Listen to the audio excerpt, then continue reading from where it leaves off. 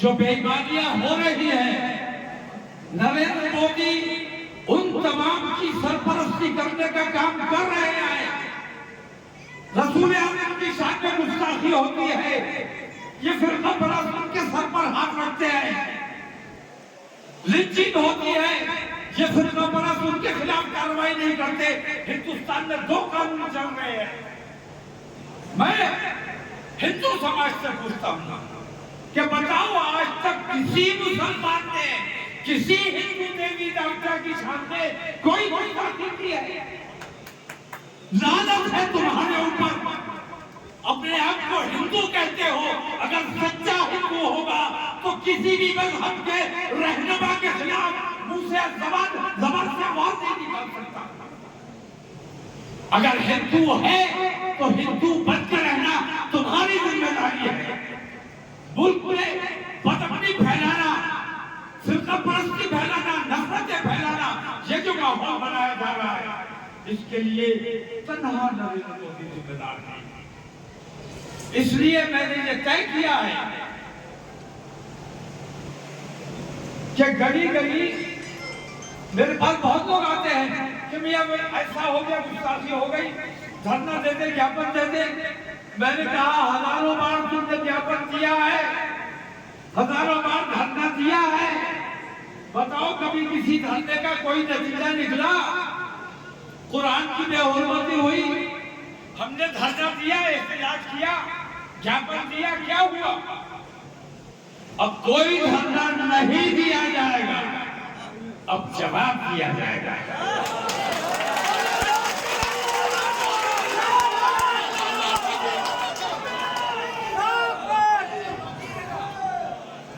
अब धरना नहीं देंगे, क्योंकि धरना किसके सामने दें? कोई मांग नहीं करेंगे, क्योंकि मांग हमें किससे करनी है? अगर कोई ईमानदार है तो बताओ कि फला ईमानदार है, उससे हमें अपनी तकलीफों के लिए मांग करनी चाहिए, उसको ज्ञापन देना चाहिए। क्या प्रधानमंत्री ईमानदार है? राष्ट्रपति को ज्ञापन दे दें। राष्ट्रपति क्या खुद मुख्तार है? सुप्रीम कोर्ट को ज्ञापन दे दें। मैं कहता हूं अदलिया आखिरी हमारी उम्मीद है, हिंदुस्तान की अदलिया हमारी आखिरी उम्मीद है। और आज हम जजेस को देखते हैं कि वो फैसला हिंदू और मुसलमान की बुनियाद पर करता है। मैं अलग ऐलान करता हूं कि हिंदुस्तान में दो कानून चल रहे हैं।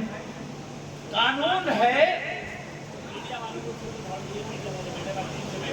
है कि मुस्लिम मसाइल, तलाक, निकाह, बंटवारा, इन तमाम चीजों के फैसले मुस्लिम पर्सनल लॉ के मुताबिक किए जाएंगे।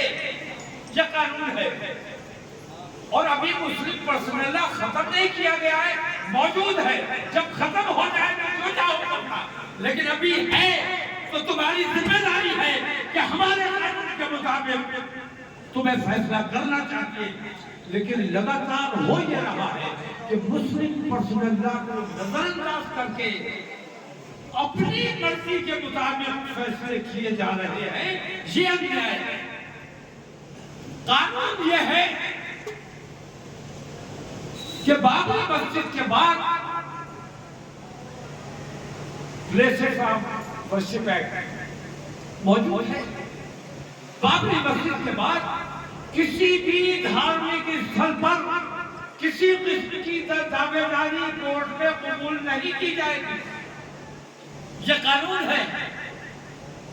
लेकिन सच्चाई यह है कि उस कानून की मौजूदगी में कानून की खिलाफ वर्जी अदालतें कर रही है। और किसी भी मस्जिद के खिलाफ, किसी भी दरगाह के खिलाफ कोई भी गोली का आदमी अदालत में जाता है और उसे तारीख दे दी जाती है और सर्वे कराया जाता है और मुसलसल तारीखें डाली जा रही है।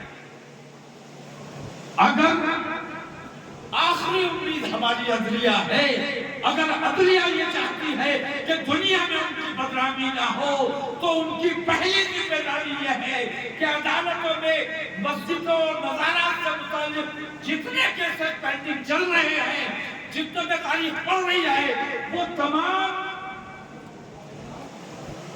केसेस वो खारिज किए जाने चाहिए। बताओ ठीक है? और अगर खारिज नहीं होते हैं, इसका मतलब ये है कि तमाम के तमाम मुसलमानों को सताने के लिए, दबाने के लिए, कुचलने के लिए तैयार हो, तो अब हम दबने के लिए तैयार नहीं हैं। अब हम डरे तो अल्हम्दुलिल्लाह कभी नहीं, हम डरते हैं इस बात से कि हमारे मुल्क का अमन व अमान बरकरार रहना चाहिए, हमारे मुल्क की शांति भंग नहीं होनी चाहिए, हमारे मुल्क में खाना जंगी नहीं होनी चाहिए, हमारे मुल्क में अफरा तफरी नहीं होनी चाहिए। और ये हम इसलिए चाहते हैं क्योंकि हुब्बुल वतनी जिन पे ईमान है और जो अपने वतन से मोहब्बत नहीं करता, वो सच्चा और पक्का मुसलमान नहीं हो सकता।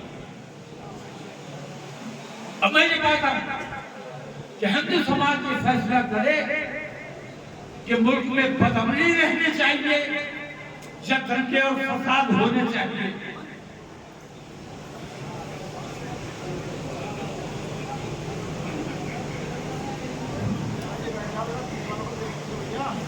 इसीलिए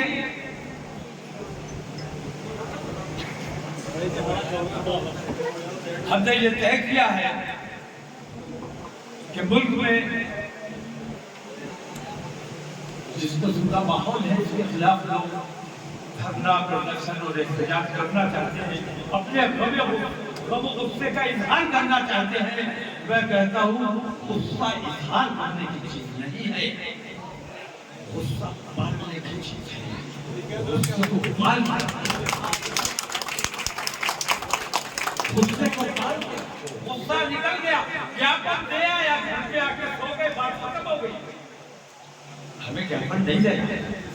यहाँ पे कोई ऐसा ईमानदार आदमी बताओ जिसको हम ज्ञापन दे सके, जो संजीदगी से हमारी मांगों पर गौर कर सके और इन बेईमानों को फांसी की सजा देने वाला अगर कोई है तो हम उसके सामने गिड़गिड़ाने में तैयार हैं, हाथ फैलाने में तैयार हैं।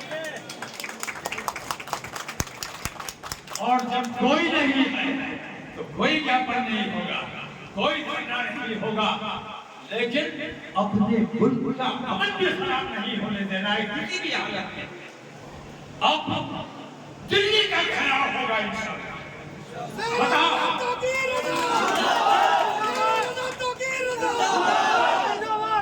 मैं मुसलसल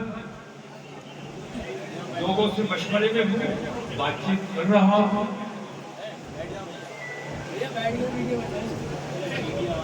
रामलीला ग्राउंड में इंशाअल्लाह तारीख का मैं ऐलान करने वाला हूँ। अभी क्योंकि वहाँ दशहरा मेला चल रहा है, उसके बाद कोई तारीख फिक्स की जाएगी और आप लोगों को इत्तला दी जाएगी। और बरेली के लोग नहीं जाएंगे वहाँ, आपके अतराफ के लोग नहीं जाएंगे, बल्कि इंशाअल्लाह पूरा हिंदुस्तान दिल्ली के सड़कों पर होगा। और उस एक दिन अगर तुम हिंदुस्तान को जाम करने में कामयाब हो जाते हो तो तुम जो चाहोगे वो होगा, तुम्हारी जो मांग होगी वो पूरी होगी।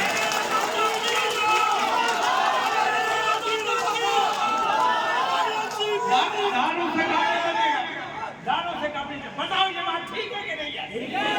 कर सकते हो कि नहीं कर सकते हो? और अंदर हिम्मत और ताकत है कि नहीं है? रसूल आज़म की शान में गुस्ताखी हुई है, दिल्ली जवाब दे।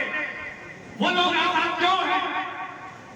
लेकिन हमारे बच्चों की हो रही है, हमारे बुजुर्गों को मैं तो कहता हूँ लानत है उस जवानी पर। तुमने देखा एक बूढ़े आदमी को किस तरह ट्रेन में जलील किया गया, बेइज्जत किया गया, क्योंकि वो मुसलमान था, दाढ़ी वाला था। हराम गोश्त तुम खाओ, सुअर तुम खाओ, गाय तुम खाओ, इल्जाम हम पे लगाओ। गाय का जितना कारोबार है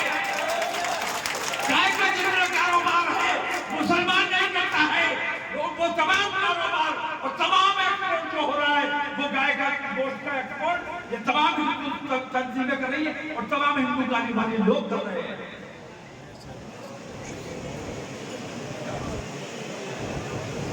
हमारी बहू बेटियों को मुर्तद बनाते हो, गुमराह करते हो, कर लो, मुझे परवाह नहीं है, क्योंकि मुझे कोई कमजोर ईमान वाला चाहिए ही नहीं। जिसका ईमान कमजोर है, जो अपने मफाद के बारे में सोचता है, अपना फायदा सोचता है, अपना ईमान बेच देता है, मुझे उसकी जरूरत नहीं है। मुझे तो वो छोड़कर चला जाए, ये मेरे लिए ज्यादा अच्छा है। बताओ ठीक है क्या बताओ? जो छोड़कर जा रहा है, मेरा तो मानना यह है कि वो पहले भी मुसलमान नहीं था। मुसलमान होता तो इस बारे में सोचता ही नहीं। मेरा तो फायदा हो रहा है कि कमजोर दीन, कमजोर ईमान के लोग मुझसे अलग हो रहे। मेरा काम तो हिंदू लोग कर रहे हैं, मगर मैं हिंदू समाज से पूछता हूं, बार बार मैंने सवाल किया है कि हिंदू संगठन जो 2 लाख रुपया अपने नौजवानों को देते हैं कि मुसलमान की लड़की ले आओ, मुसलमान की लड़की से शादी कर लो, तुम्हें नौकरी दिलवाई जाएगी। ये तमाम लोग मेरा काम कर रहे हैं। मेरी उस बेटी की शादी नहीं हो रही, विवाह हो गई, लेकिन मैं हिंदू समाज से पूछता हूं कि ये हिंदूवादी संगठन क्या हिंदू बेटियों का नुकसान नहीं कर रहे हैं? अरे जो तुम्हारा जो नौजवान, तुम्हारा एक हिंदू जो नौजवान मुसलमान की बेटी ले जाएगी, तो एक हिंदू बेटी बेच ही रह जाएगी। वो भी हमारी बेटी है, वो भी हमारे देश की बेटी है। अगर वोट में बेच भी रह जाएगी तो हमें तकलीफ है। हिंदू बेटियों का अधिकार उन बेटियों पर अधिकार है, और उन बेटियों का अधिकार इन हिंदू बेटियों पर है जो मुसलमानों की बेटियों को बहकाने का काम कर रहे हैं। तो मुझसे ज्यादा, मुसलमानों से ज्यादा नुकसान अगर कोई कर रहा है तो विश्व हिंदू परिषद, बजरंग दल जैसे संगठन हिंदुत्व का नुकसान कर रहे हैं, हिंदू समाज का नुकसान कर रहे हैं। तो एक बात समझ लीजिए, जिस दिन तारीख का ऐलान होगा दिल्ली कूच के लिए, उस दिन आपकी ये जिम्मेदारी है कि बरेली से चले और इस अंदाज में चले कि बरेली से लेकर दिल्ली तक पूरी सड़कें जाम होनी चाहिए। तब तो तुम्हारे अंदर जज्बा है,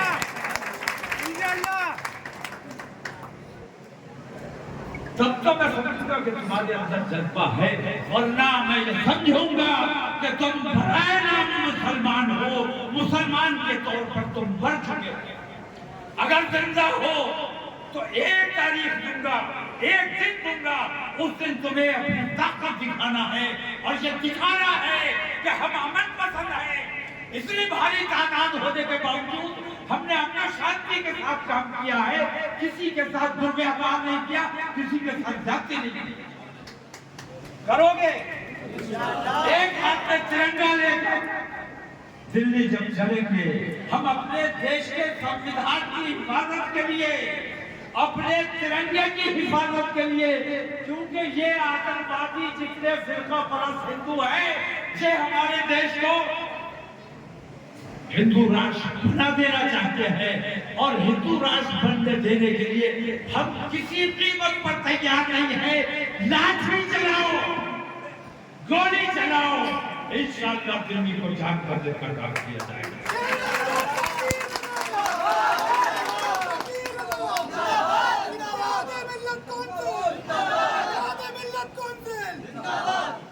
तो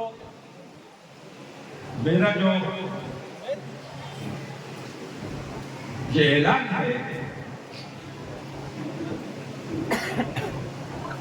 ये ऐलान इसलिए नहीं कर रहा हूं कि मुझे अपनी ताकत है, भाई ये ऐलान इसलिए कर रहा हूं कि मुझे ये साबित करना है कि मुसलमान डरता नहीं है, मुसलमान दबता नहीं है, मुसलमान अमन पसंद है।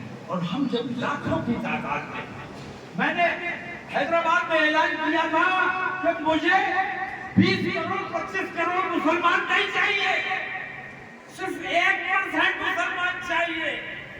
बताओ 1% तो निकाल पाओगे? इंशाअल्लाह। अब आओ या ना आओ, तुम्हारी मर्जी है। मैं तो इंशाअल्लाह धरने पे बैठने जा रहा हूँ, तारीख का ऐलान होगा। अगर तुम्हें लगता है कि तुम्हारा काम हो रहा है, तुम्हारी वफात का काम हो रहा है, तो मुझे यकीन है कि मुझे रंगीला ग्राउंड में तनहा नहीं छोड़ोगे। और लाखों की तादाद में, अरे तुम तो चाहो तो सिर्फ बरेली से रंगीला को जाम कर सकते हो, दिल्ली को जाम कर सकते हो।